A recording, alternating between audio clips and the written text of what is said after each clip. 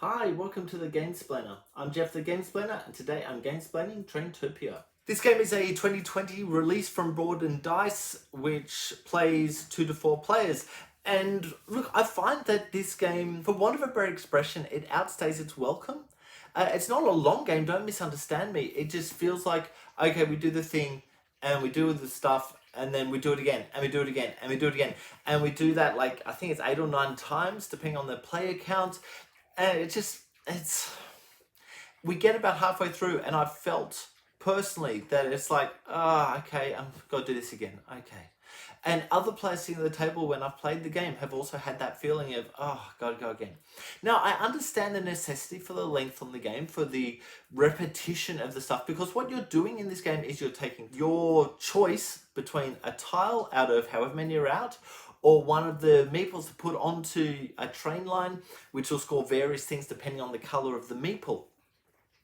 And you kind of need to have a plan of, this is where I'm heading towards, this is what I'm trying to do. Unfortunately, I find that plan doesn't always sink in with me, especially until a little bit too late to actually make that plan happen, because I'm sitting there waiting for a particular tile to come out that doesn't actually exist. Or has already come out. I'm not sure what the makeup of the tiles are, but in terms of how many of straights or this turn or 2 different tracks and things are on there. But each tile you place is going to potentially add some different stuff to your track. Once you have scored the stuff, as a general rule, you're only going to be able to score it the once on each track. So if you've placed out, say, a yellow meeple, he's going to get a point for each of the yellow bits that the track goes through. Once that's been scored, there's no point in adding more bits that go through the yellow track, because they're not going to get scored as a general rule. And the same for, there's 3 different colors and 3 different colored sections that the track can go through. If you put a white guy out, you're getting points for what is next to the track, so the sightseeing things. And once you put a white guy onto a track, you're not going to be able to get any more points. There's no point in putting more of those sightseeing things next to that track. There's a whole bunch of this type of thinking that goes on. But within that, then there's endgame points as well, which come with finished tracks, and having them a certain length will get you points. If you've got them a certain length and a mailbag on there, that will double the points that you're getting out of that track. If you've got money has come in, so there's some of the tiles have little icons of money on them, and you would put a money token on there. You are absolutely allowed to spend that at any point in the game. But if you can keep money tokens next to the same rail, you can get points if you've got a train on that rail. There's little stuff that goes into this game that needs you to kind of understand what's happening and understand how it's going to get scored at the end to see the value in it. Now, everyone has a card with that scoring, so it's fairly clear, but you need to be aware that that's going to happen, because it's possible to play the game without adding any of this extra stuff, which means that every bit of scoring you're getting is mostly from all through the game. Whereas other players, if they're playing, putting these mailbags down or putting the trains down, they're looking for those end game 10 points, 20 points, etc. to help them kind of up what their final score is going to be. That's really interesting. I really like games that have that end game scoring, that you can kind of look like you're not doing real well at all throughout the game, and then the end game scoring really pushes you across the line. And I've played many games with people who just play for that end game scoring, and sometimes they win, sometimes they don't. That's fine, but it actually gives a good amount of balance to the game. I fear that this game has too much minutia of rulings and kind of, you can do this, but you've got to understand this to make them happen. So when you're adding a tile, your tile, you can leave a bit of track out going to nowhere, but it can't just finish on another tile. It needs to go to somewhere or go to nothing, so that it's able to be added to go to somewhere in a future turn. Little stuff like that is important to understand. Like just the building of the tracks, you can't build a track that goes around itself. It has to go from point A to point B. The color of point A and point B will affect how many points you can get off that rail at the end of the game. you want it to go from blue to red or red to blue. If you go from blue to blue or red to red, you'll still get points, but you won't get as many points. So finding the right colored end sections is actually really important. And I've found that whenever I'm playing the game, I'm kind of hoping that the end sections will come up in the last few turns so I can close off a couple of the rails to be able to score them, because if they're not closed off, I'm not going to get any end game points for those rails.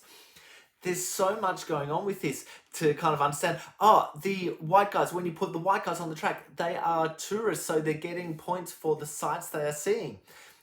The sites can be or need to be kind of next to, but it can be next to diagonally or horizontally adjacent. It doesn't matter, but what that ends up is you're kind of, okay, is that one counted scoring for that one? If the answer is yes, great. Is it counted scoring for that one? And between two tracks, you can get the same site scored for both tracks when the white guy goes on them. There's so much little stuff that you're looking at. But once they've been scored, as I said before, any extra stuff that's added near the tracks isn't going to get you any extra points. You've really got to keep on top of that. Money gives 0 points at the end of the game. Short of, if you've got money next to a track with a train on it, it's going to get points depending on how many money tokens there are. So you really do, if you're having a train, you want to have it on a track that goes past 4 of these money tokens, because that's going to get you the maximum points.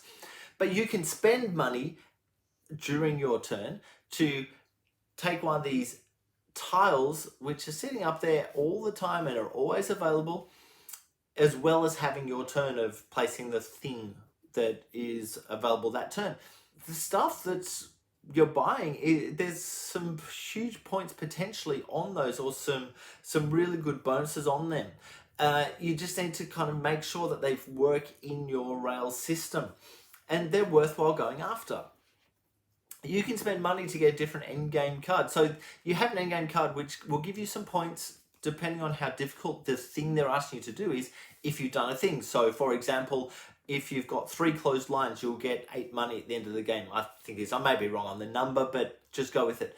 And that's a closed card that you're holding on to. You can spend the money to pick up another card, have a look at it, and make a decision between the card you already have and the new card, with which one you think you're going to be able to get, or which one's going to get the most points by doing the thing that they want you to do. And you're only ever going to have one, but you're getting a choice of, I can do that, I can't do that. I had a game where I did that move to see if I get a different card, simply because I felt like I wasn't going to get the first card, but the second one, I wasn't going to get that either. And so I ended up doing that too late to actually be able to think through. With those endgame cards, you really need to be thinking through them at the beginning of the game to go, okay, let's work towards that. Once you've got that, then you can focus on the other stuff. But looking at that card late in the game and going, I want to do this, it's probably too late to do it. Too late. But I started this by saying that the game goes a little bit too long. I think that both things are correct. I think that this game does go too long. You get a few cards through and you're like, okay, we're done yet. I think it's because it's just a repetition of the same actions. There is still thinking, there is still game to be done, but it's really the sign of the really, really top games tend to go to the point, at least the worker placement games, tend to go to a point where you've built your machine, you've built your thing that just does stuff and does stuff and does stuff, and it will finish the game just before you think you've got to a point where it's going to repeat. So I'm kind of drawn to Russian Railroad, for example. In Russian Railroad, I've found every time that it's next to impossible to get to the ends of all of the railway lines in that game before the game finishes. Simply because it's kind of you build up towards something and it rips it away a little bit before you can get there. So you've always got that momentum to push forward. With this game, there's points where you just go, okay, I'm done now. It doesn't have that continuous forward push. Now, having said that, I feel like this is another one of those games that is aimed more towards a younger audience or more of a family audience than towards the gamer gamers. Not saying that gamer gamers won't enjoy it and won't have a good time playing it, but it feels like it's aimed more towards the lower end age than a lot of the other games on my shelves have been aimed towards. That's not saying it's a bad thing. It's just saying I want something else. When I'm playing this game, I want to do something more within the game, or I want it to be a little bit more crunchy, or there's something that's just holding it back from being a really, really good game. Don't misunderstand me. I enjoyed playing the game. I enjoyed the game itself. But yeah, it's lacking that little bit of something. So look, I will leave it there. Please go ahead and watch my Gamesplay and Gamesplanation to get a feel for what I'm talking about with all of that stuff. If you have any comments or suggestions, please write them below. If you have any games that you would like to be gamesplained, please shoot me an email to thegamesplainer@gmail.com. Follow me on Instagram and Twitter @thegamesplainer to keep up to date with the games I'm playing. Subscribe to my videos to keep up to date with the games that I'm gamesplaining. And until next time, enjoy gaming.